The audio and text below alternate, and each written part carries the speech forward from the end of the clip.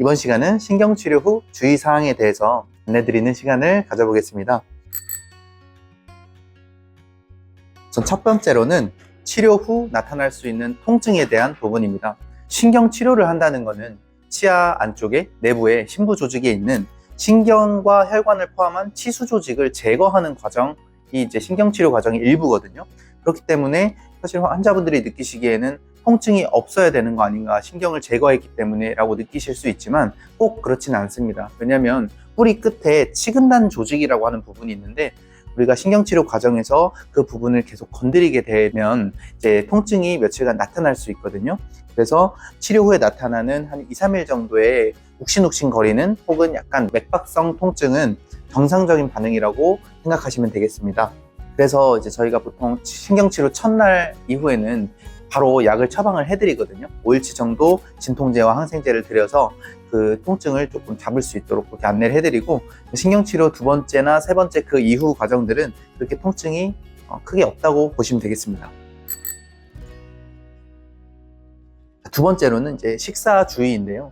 우리가 이제 신경치료를 하게 되면은 치아가 굉장히 구조적으로 약해집니다. 치아에다가 이렇게 구멍을 파서 안쪽 심부 조직에 접근을 하는 거기 때문에 그 부분으로 식사를 정상적으로 했다가는 치아가 깨지거나 심각한 경우에는 뿌리까지 금이 가서 신경치료를 진행하는 과정에서 발치로 이어지는 경우도 가끔 있거든요. 그래서 신경치료를 받으신 부위로는 절대로 식사를 하시지 말라고 안내를 해드리고 있습니다. 또한 신경치료가 된 치아가 이제 음식물을 씹을 때 반대되는 치아, 대합치에 닿지 않도록 그 치아는 저희가 이렇게 윗부분을 한 1, 2mm 정도 깎아 놓거든요. 그래서 그 부분은 참고해 주시면 좋겠습니다. 세 번째로는 이제 임시 재료 탈락 가능성인데요.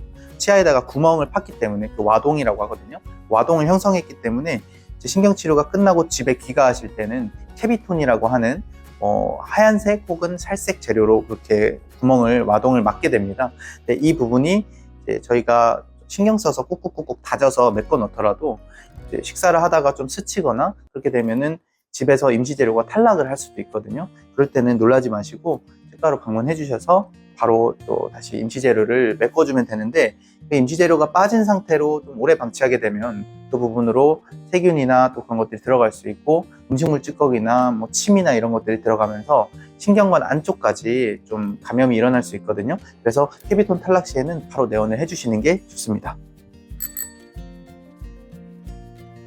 네 번째로는 신경치료 후 크라운을 꼭 씌우는 게 좋다, 이렇게 말씀을 드리는데요. 100% 다 그런 것은 아닙니다. 신경치료를 하고 나서 그냥 그 와동에다가 코어만 떼어놓고 마무리를 하는 경우도 있는데, 대부분의 경우 이제 치아 심부 조직에 있는 치수 조직, 그 안에는 신경과 혈관이 있는데 우리가 신경만 제거하는 게 아니라 혈관도 같이 제거가 되는 거란 말이에요. 근데 우리의 생활력이 있는 일반적인 치아는 수분을 어느 정도 머금고 있습니다. 그리고 안쪽에 혈액 순환도 되고 있는 상태고요. 치수 조직을 걷어내면 어떻게 되겠어요? 당연히 치아가 좀 건조한 상태로 변하게 되겠죠. 그래서 크라운을 씌우지 않고 그냥 기능을 하게 되면 치아의 치질에 혹은 뿌리 쪽에 있는 치질에 금이 가거나 결국에는 치아가 파절되는, 부러지는 그런 현상이 나타나는 경우가 굉장히 많습니다. 그래서 구조적인 보강을 위해서 크라운을 꼭 씌우라고 안내를 해드리고 있고, 만약에 뭐 사정상 크라운을 씌우지 못하시는 경우가 있더라도 코어를 임시로 해놓고 나중에 상황이 되셨을 때 바로 크라운을 씌우는 것을 권장드리고 있습니다. 신경치료를 한다고 하면 환자분들이 뭐 이렇게 오래 걸리냐라고 말씀을 하시는 경우가 많아요. 보통은 한 2번에서 3번 정도는 최소 내원을 하셔서 신경치료만 그렇게 진행을 하고, 또 신경치료 이후에 크라운을 씌우는 과정, 와동에다가 코어를 넣고 치아를 형성해서 본을 떠서 보철물을 제작하는 과정까지 하면은 보통 1달 반에서 2달 정도 총 치료 기간이 소요가 됩니다. 환자분들께서는 치료 기간이 길어지는 것을 좀 답답해 하시는 경우도 있어서 이렇게 안내를 해드리는데, 치아의 상태, 충치가 훨씬 깊었다든지 아니면은 뿌리 끝에 염증이 훨씬 더 심했다든지 그러면은 치수 조직을 걷어내고 이 뿌리 안쪽에 있는 세균을 걷어내기 위해서 소독을 훨씬 더 여러 번 진행을 해야 되는 거거든요. 그래서 더 치료가 길어질 수도 있습니다.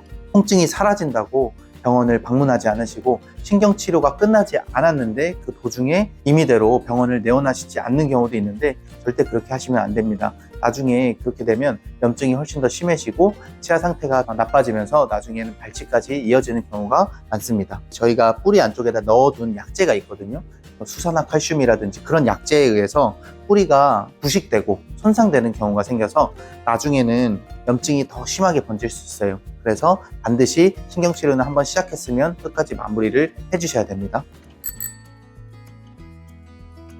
마지막으로 치료가 끝나고 나서 3개월 정도는 약간의 통증이 있을 수 있습니다. 제가 아까 말씀드린 대로 치근단 조직에 이제 저희가 치수 조직을 제거하고 충전재를 꽂아 넣는 그 과정에서 치근단 조직이 약간의 자극을 받을 수 있거든요. 그래서 신경치료가 마무리된 이후 한 수개월 정도의 통증은 정상적인 반응이라고 생각하시면 되는데, 혹시라도 그 이후까지도 통증이 계속 지속이 되고 숟가락이나 젓가락이 스칠 때 시큰시큰하다든지 식사를 하실 때 약간 통증이 느껴진다든지 염증이 남아있는 느낌이 든다든지 그러면은 경우에 따라서는 치아 상태를 다시 한번 평가해보고 크라운을 씌워놨던 걸 뜯어내서 다시 재신경치료를 들어가거나 경우에 따라서는 진단이 발치로 넘어가는 경우도 있기는 합니다. 그래서 이런 부분들은 참고를 해주셨으면 좋겠고요. 저희가 신경치료를 한다는 거는 안쪽에 있는 치수 조직을 제거한다고 말씀드렸지만 눈에 보이지 않는 미세한 잔신경들이 남아있는 경우가 있어요. 그런 것들이 또 통증을 유발하는 경우가 있기 때문에 참고를 해주셨으면 좋겠습니다. 오늘 신경치료 주의사항은 여기까지 안내를 해드리도록 하겠습니다.